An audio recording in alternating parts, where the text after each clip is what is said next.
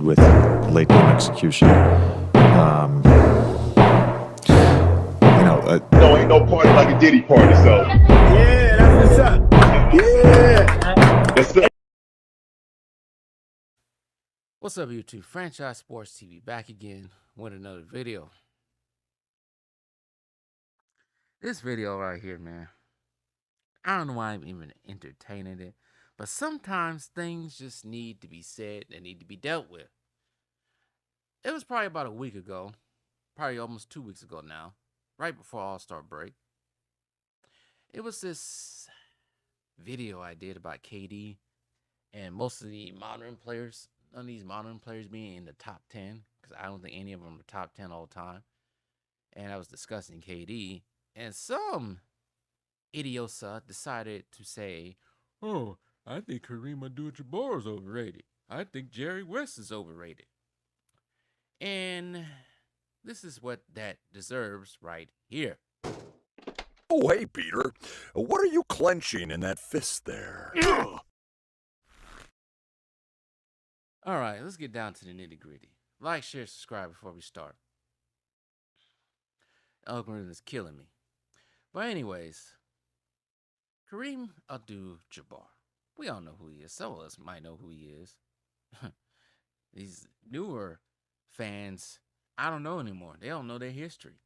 But let me start off like this, though. Let's look at Kareem Abdul-Jabbar's, a.k.a. Lou Alcindor's, let's look at his career. So if we look at his career and his 20 seasons in the NBA, only playing for the Milwaukee Bucks and Los Angeles Lakers, he is a 6-time champion. 1 with the Bucks, 5 with the Lakers, 1980, 82, 85, 87, and 88 with the Lakers, 71 with the Bucks. Could have been 74 if they would have beat the Celtics when he was with the Bucks. He was 2-time Finals MVP in 1971, 1985. 6-time most valuable player for the regular season. He got a couple, I think he got 3 with the Bucks and 3 with the Lakers MVPs. 19-time All-Star from 1970 to 1977. He missed a couple of years, and then 1979 to 1989, up until he was 40-something years old. 10-time NBA first team, 5-time NBA second team, 5-time All-NBA defensive first team, 6-time All-NBA defensive second team. Rookie of the Year in 1970. I'm going to get to that pretty soon. NBA All-Rookie first team, 1970. 2-time NBA scoring chat. Led in rebounds in 1976. Led the NBA in blocks leader 4 times. 75, 76, 79, and 1980. He did not do any with the Bucks. NBA anniversary team 35th, 50th, and 75th. His number is retired with the Bucks and Lakers, number 33. So Kyle Kuzma couldn't wear number 33. And 3-time NCAA champion. 3-time NCAA Final Four most outstanding player. 3-time National College Player of the Year. 3-time consensus first team All-American. Number 33 is retired UCLA Bruins. 2-time Mr. Basketball USA in 1964-65. 3-time first team parade All-American. And he also has the Presidential Medal of Freedom. He's also a 2-time NBA champion as an assistant coach. And a champion as the head coach champion as a USBL, a league that didn't last that long. Alright. That's Kareem Abdul-Jabbar's resume. Don't need to get any more. Oh yeah. 38,000 points, 17,000 rebounds, 5,000 assists, Basketball Hall of Fame, College Basketball Hall of Fame. Used to lead the league in scoring all the time before you know who decided to do it himself. All right, let's look at Kevin Durant right quick. Let's look at Kevin Durant, what he has done in his career so far. We don't have to get nitty gritty with this one. Get real surgical with this one.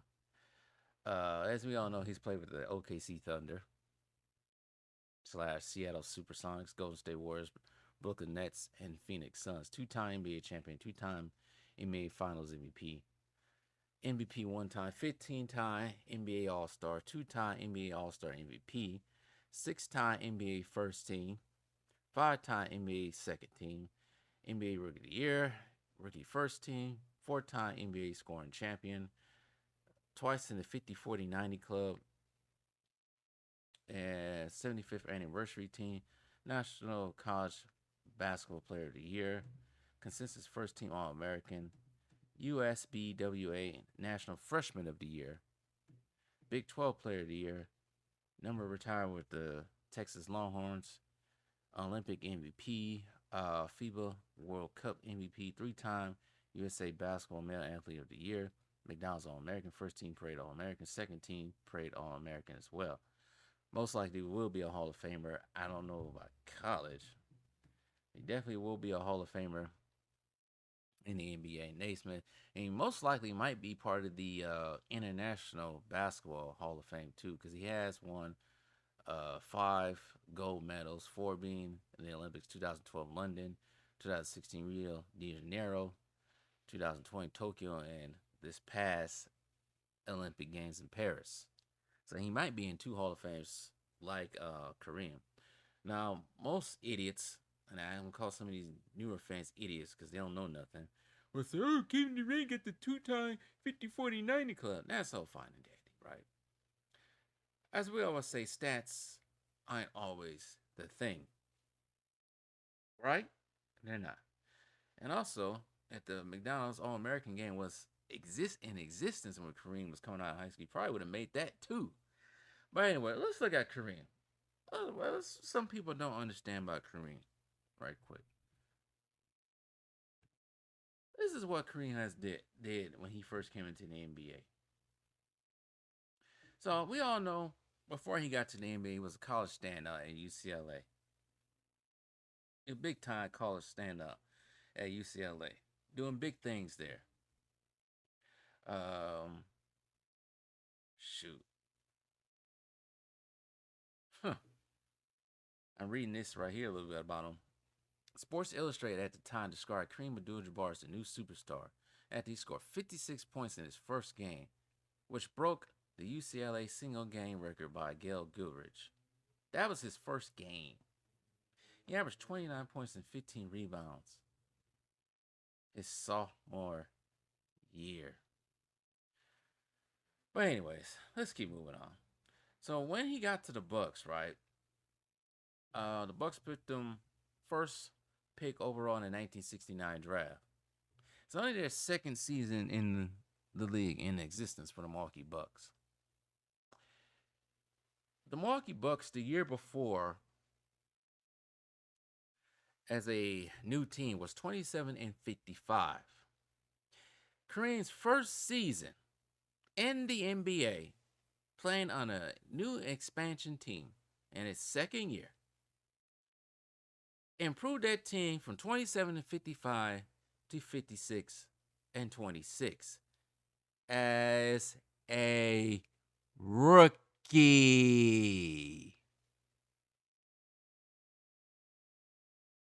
All-Star 2. Instant All-Star. No, he wasn't All-Star that year. Instant Star, though.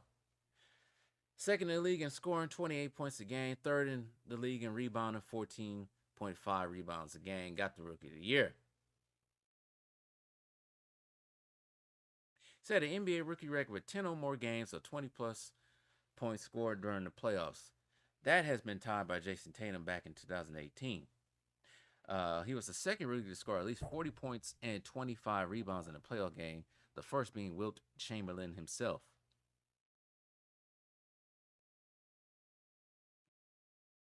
I don't see where that's overrated. The fact that Oscar Robertson.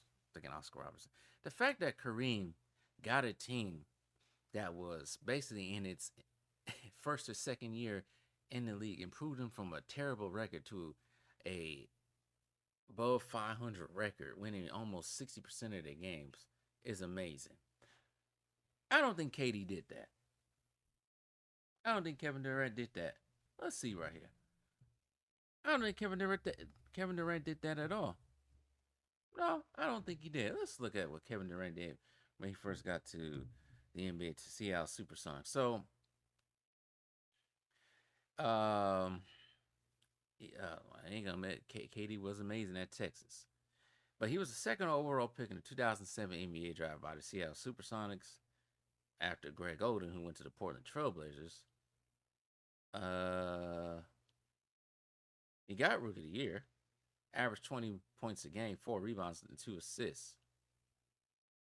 He did join Carmelo Anthony and LeBron James as the only teenagers in league history to average at least 20 points per game over an entire season.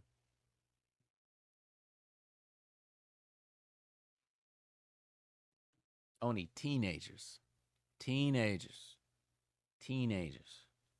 Not rookies. Teenage rookies. Somebody say, hey, Kobe never did that. Well, if you do your research on why Kobe never did it, you'll understand why he didn't do it. I don't know why people just say stupid stuff and just say it. I don't get that. So he had an average rookie year, an amazing rookie year, but it was nothing close to what Kareem did. Seattle Sonics were that year 20-62. I don't think they improve at all.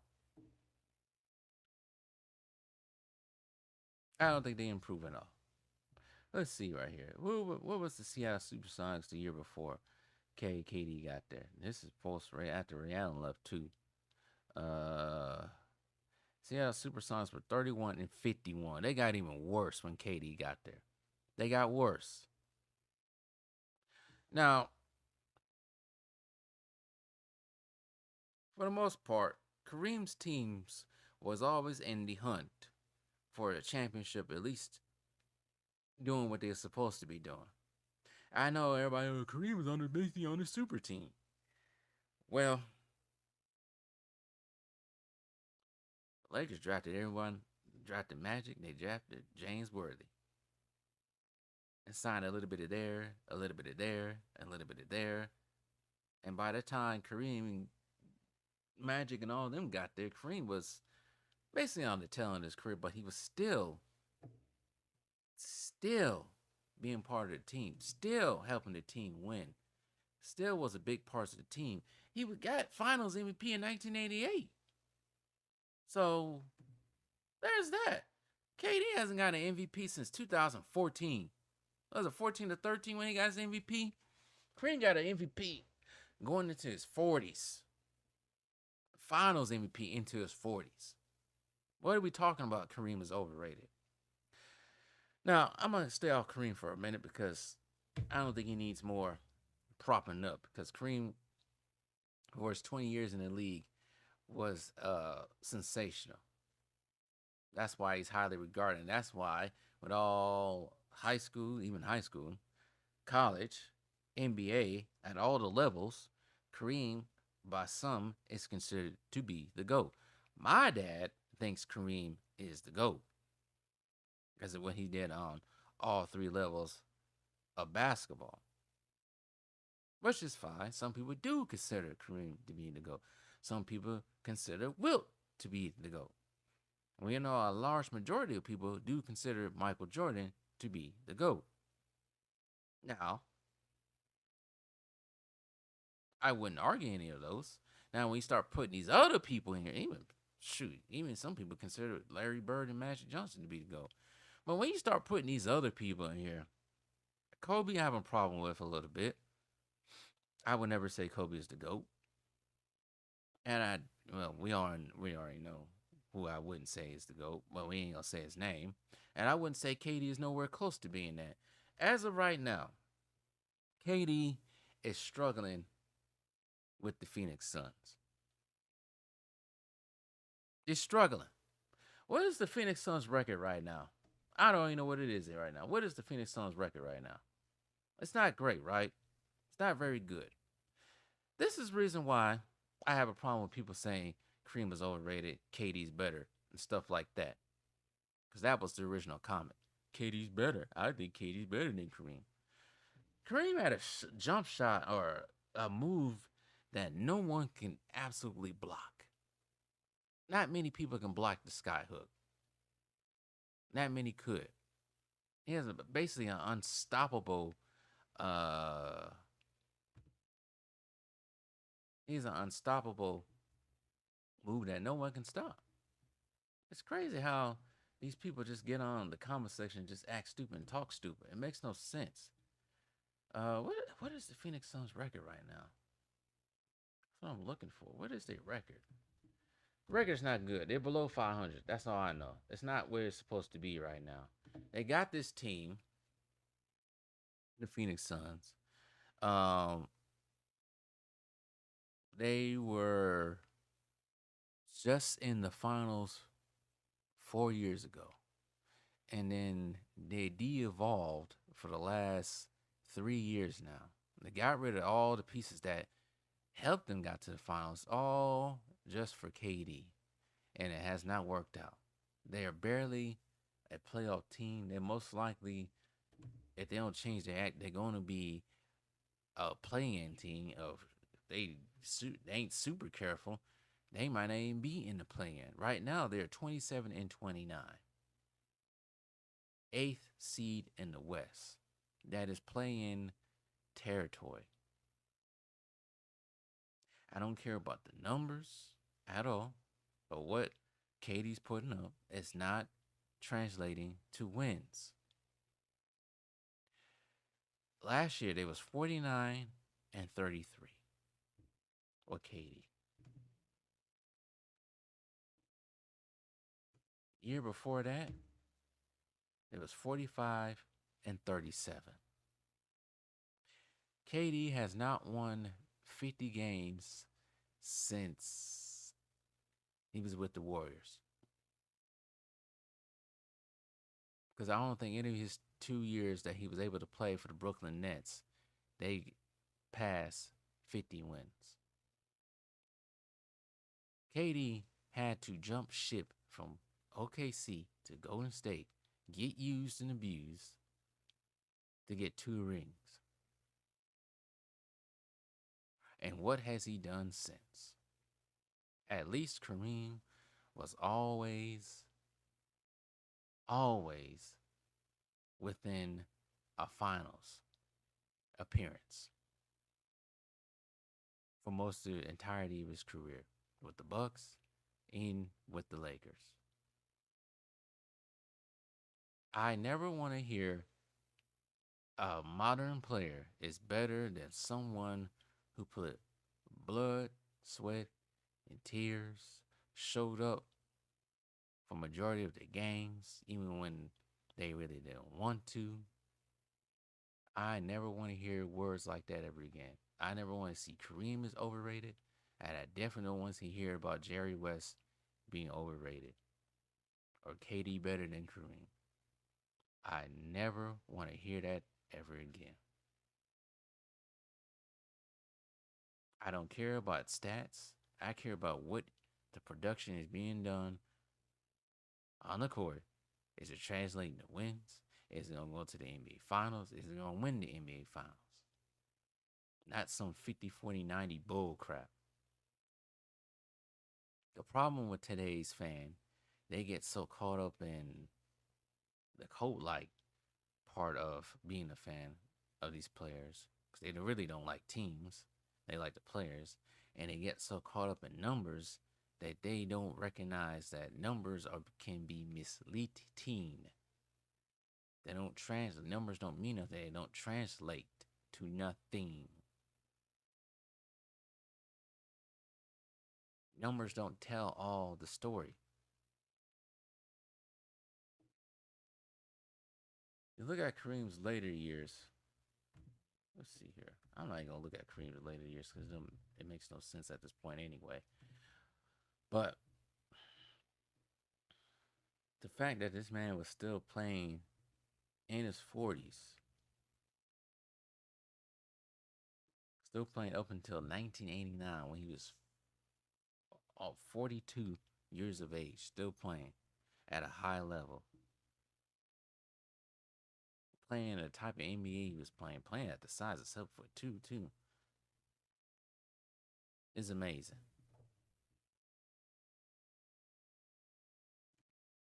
It really is. But in his last year, they averaged 10 points a game. But you look at all, I'm looking at all his games. He turned 40, probably 1987. Yeah, he still played in for 3 more years. 78 games, 80 games, 74 games. I don't even think LeBron's gonna even going.